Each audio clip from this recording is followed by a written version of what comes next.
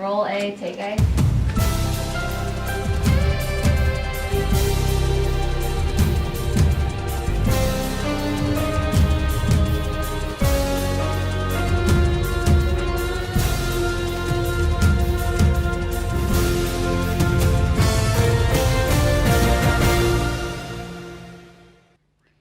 Hello, and thanks for joining us for this edition of the Newsfeed. I'm Haley Williams. And I'm Nathan Lepre.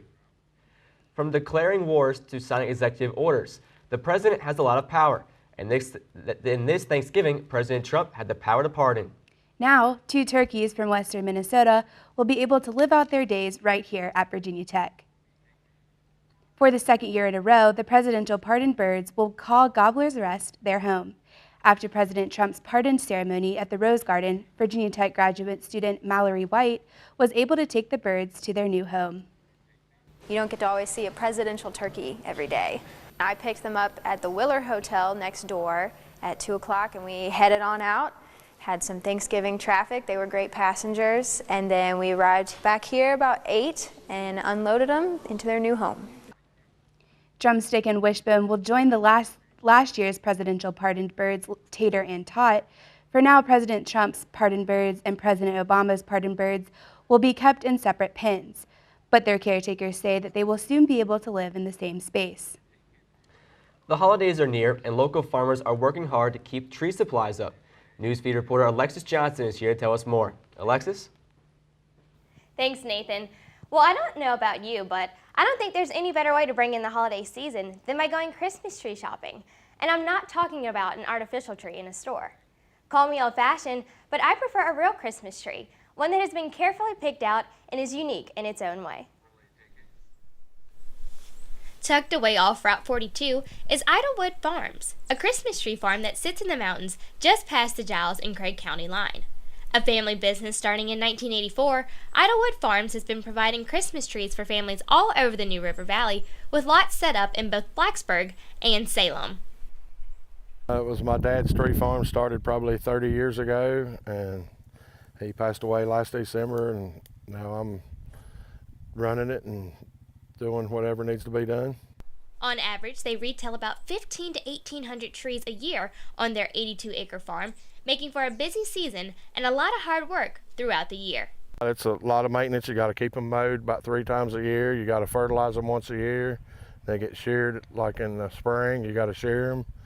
Got to spray for bugs. It's a good bit of maintenance. In order to keep up, Hall hires help, especially during the busy season. We cut them down, then we bale them and load them on the truck and take them to the lots. The other weekend we did about 260, and then let's see, today we've probably done close to 100. For families looking to purchase a tree, they carry a wide variety of products in all shapes and sizes. We got Fraser firs, Canaans, blue spruce, concolor, a few white pine. Unlike artificial trees, there's a limited supply. A lot of people buy natural trees because there's actually a shortage of trees right now. They say it's going to be a shortage for the next 5 years. According to Mr. Hall, home care is very simple. All you need to do is keep it watered. You can do this by filling the tree stand up with water once a week. And as always, you can find the trees from Idlewood Farms in Blacksburg on North Main Street by the YMCA thrift shop, and on South Main next to Bojangles, and if shopping in Salem next to the Walmart on 460. Back to you at the news desk. Nothing kicks off that Christmas feeling quite like finding the perfect tree. Whether you're looking to make a day of it with your family and friends, or just pick one up in a hurry, Blacksburg has several places to find your perfectly sized and priced Christmas tree. If an authentic tree hunting experience and the smell of real fresh evergreen is a priority for you this Christmas time, then look no further than the Spruce Ridge Tree Farm. Spruce Ridge is one of the New River Valley's premier Christmas tree farms and has been providing the traditional tree hunting experience for over 27 years. People are invited to search their collection of 25,000 trees to pick and choose the perfect one, and even cut it down themselves, while their helpful staff will wrap it up and tie it down to your car free of charge.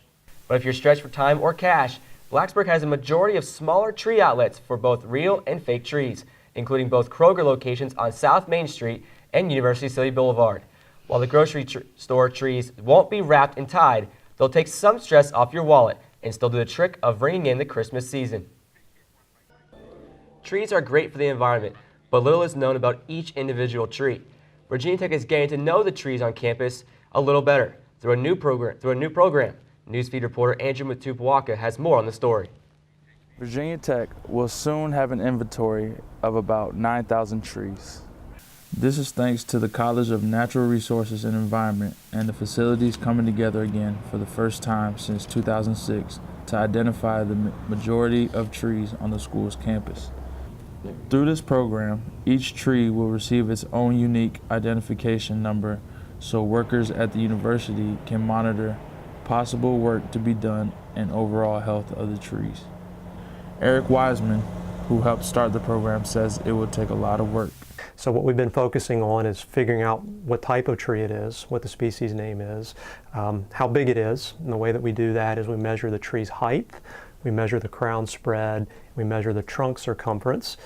Then we figure out what condition the tree's in. Is it healthy or unhealthy? Wiseman says they will look to record trees in an area not covered in 2006.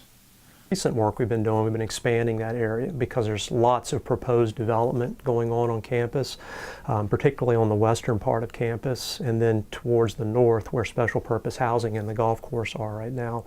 So the reason that we're ending up with 9,000 trees is because Peter is inventorying a lot of new trees in those areas on the northwestern portion of campus. This will cover 9,000 trees. There will still be some trees not identified. Wiseman hopes to get these trees too at some point. For the Newsfeed, I'm Andrew Matupuaka reporting. Just ahead on the Newsfeed, what you might not know about deer hunting in Southwest Virginia. And how Virginia Tech has taken the driver's seat in developing self-driving car technology. That story and more just after the break.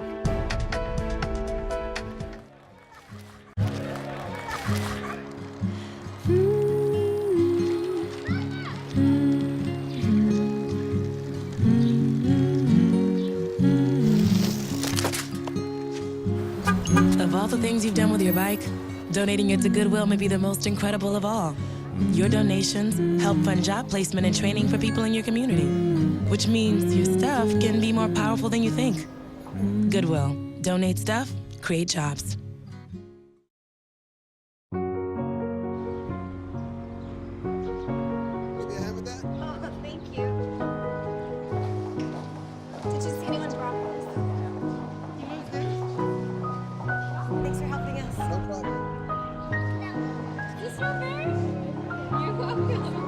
We'd do anything for kids. Yet 1 in 6 children in the U.S. struggle with hunger. Help end childhood hunger near you. Learn how at feedingamerica.org.